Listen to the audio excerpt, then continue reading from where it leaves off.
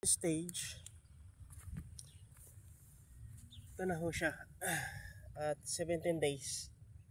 Kahapon 16 days nag-spray tayo ng herbicide para dito sa ano, karoon na siya ng spot. Yan, tabtabukol. Balikan natin ito mamayang hapon, tingnan natin yung result. Okay, ispiran natin.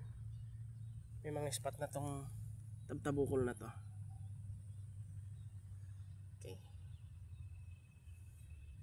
makapal din siya. Ang goods na tong germination nya. Ito yung tira-tira ni Owan.